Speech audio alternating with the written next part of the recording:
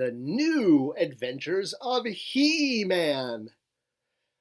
Well, while there are some of us who absolutely love this era of He-Man and have fond memories of the toys and the really tight continuity of the TV series, to a lot of folks, including folks who worked on the line, it's really kind of considered the black sheep of the Masters of the Universe trade, properties, whatever you want to call it, brand.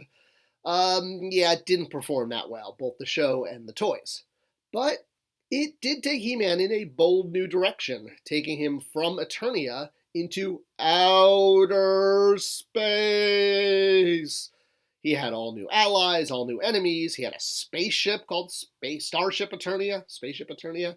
And, you got all new places to have battles, Denebria and Titus and Primus and Galactic City and, all sorts of cool new planets that got added to the Masters of the Universe lore. And of course, in Classics, we try to include everything.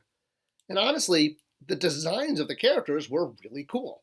And getting to translate them into Classics so that everyone would be in one succinct style and size was a really cool payoff.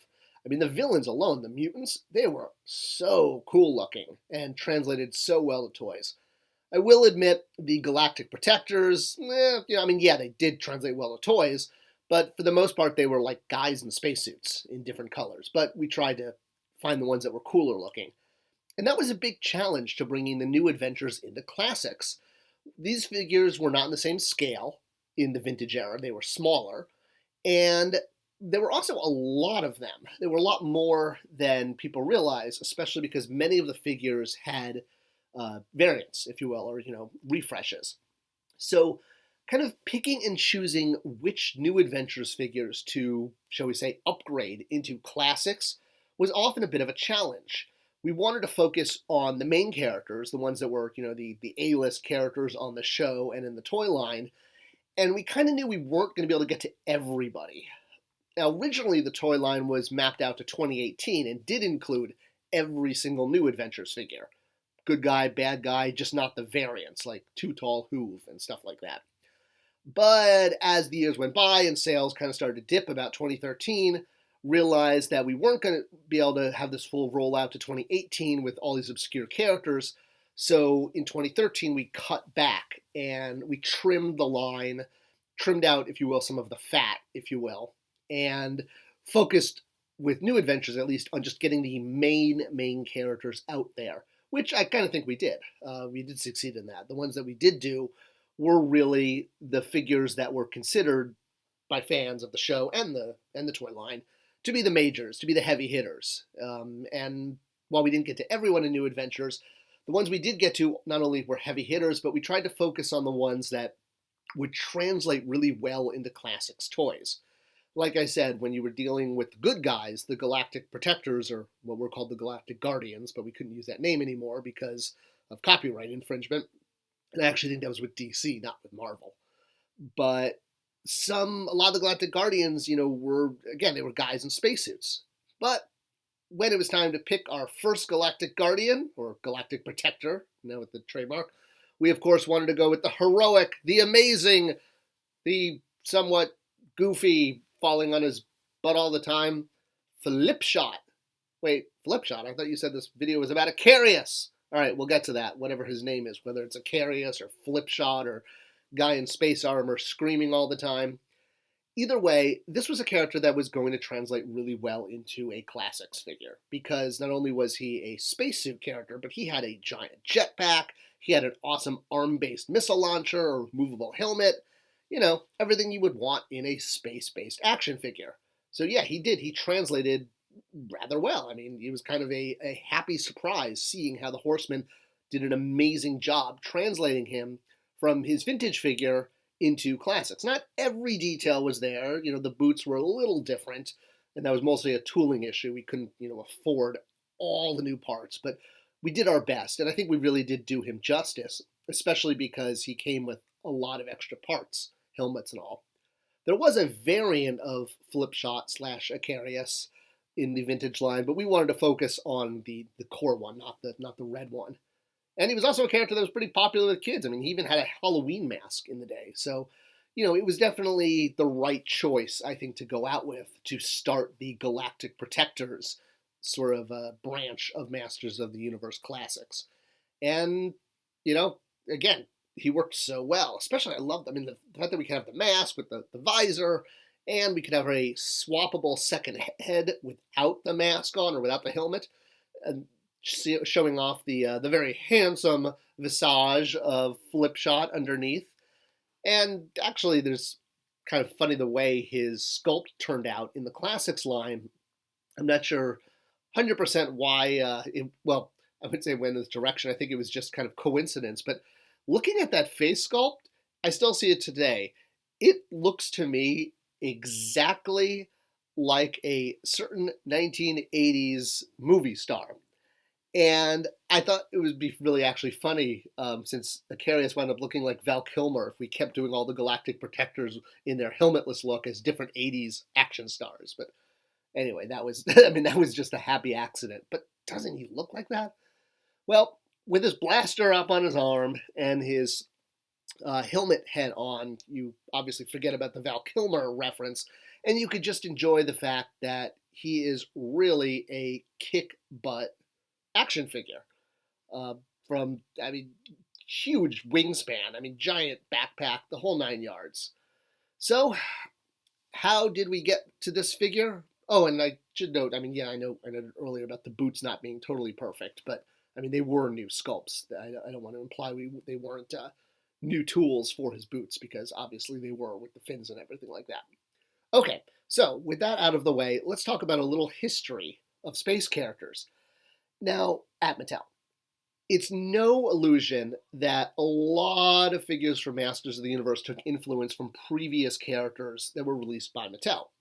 One of the big contributors of this was the Big Jim line.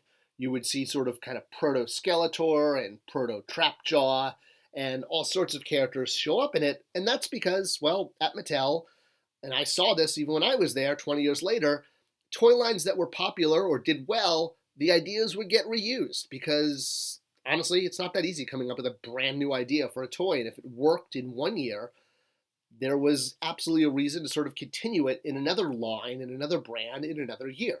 And also because marketing switched so much, sometimes you wouldn't even know design was rehashing an idea that a previous marketing team rejected.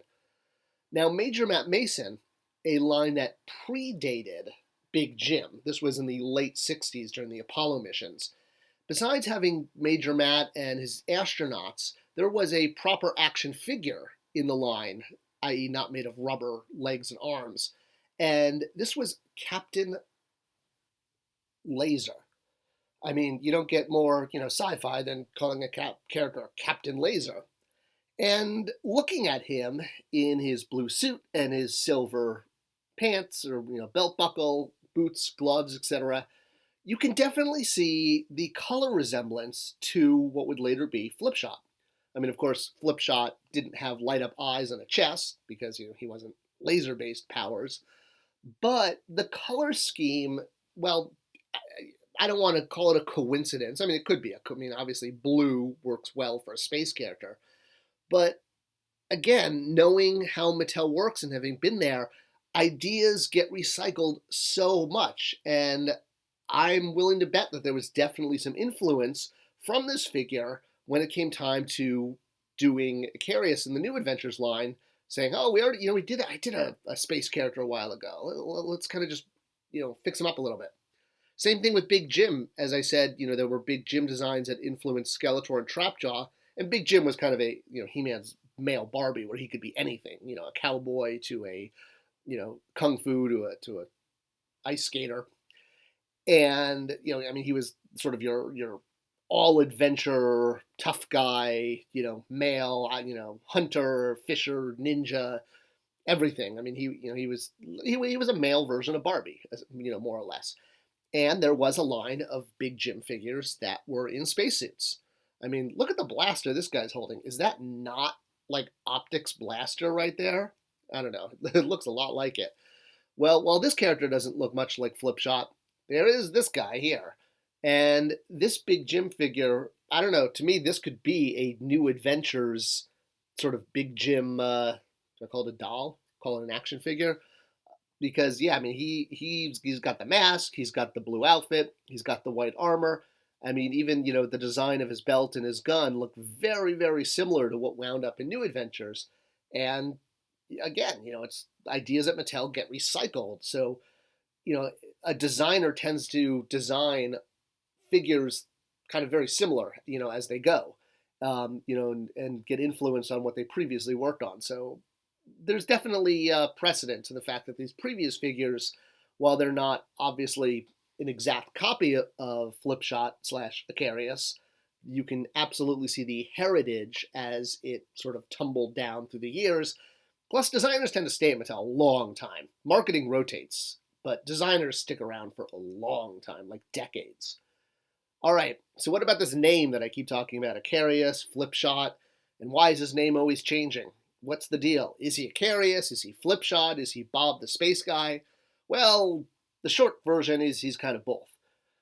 So, while he first appeared in the Son of He-Man Bible, which became New Adventures, his original name in that Bible was Icarius.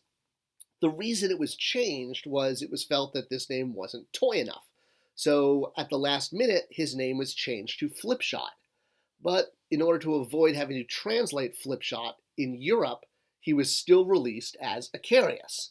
So while his original name, when he was created for the Son of He-Man Bible, was Icarius, the toy became Flipshot in the US, maintaining the name in Europe. And this was not alone for this character. Several of the characters had new names in the US to make them more toyetic, and the original name developed for them was still used in the overseas and the European market, simply because finding ways to translate names like Flipshot or KO or etc. didn't translate well, and it was easier to use a name that was going to translate. Another example is Tuscador. Having to translate that into different languages, French, Spanish, Greek, Italian, etc., German, didn't always work. But the original name in Sizor did work. So there you go. That's where all the names come from. They were the original names, but then they were used in Europe. So while a little confusing, it's not really confusing when you just kind of know that simple fact. And that's why the character is named both Flipshot and Icarius. But by the time we came to Masters of the Universe Classics, the name Flipshot was also owned by Hasbro, makers of Nerf. So we couldn't use it for that reason. It had nothing to do with the European market or sounding toyetic or not. But because he had two names, and it turned out his original name was Icarius when he was originally created for the Son of He-Man supporting cast, well, with the name Icarius around and with the precedent, there we go. So he became Icarius in Classics. You'll also notice his real name, T.C. Icarius Kaz. So there is definitely a cute story behind that. The gentleman who worked on Flipshot for Classics, or Icarius for Classics, is this guy, T.C. Chen. Now the thing is, this is actually a picture of T.C. back in the 80s. And look what he's holding there in the 80s. It's the original Flipshot figure. He was the engineer on the original Flipshot figure in the late 80s. Well, fast forward to Classics time, and this is the same gentleman, T.C. Chen, as I knew him. And when he found out he was working on Flipshot again, he was like, oh, that is so cool. I worked on the original figure. So we had him, take a quick photo of holding both. So we thought it'd be cool to name the figure after him, because the engineers are sort of the unsung heroes of toy lines. They make everything actually work. And there we go. We had our first Galactic Protector, and we were on our way to a robust New Adventures line. Not everyone got made, but we got to a lot of the colorful characters, and I'm really proud of how much we did for New Adventures.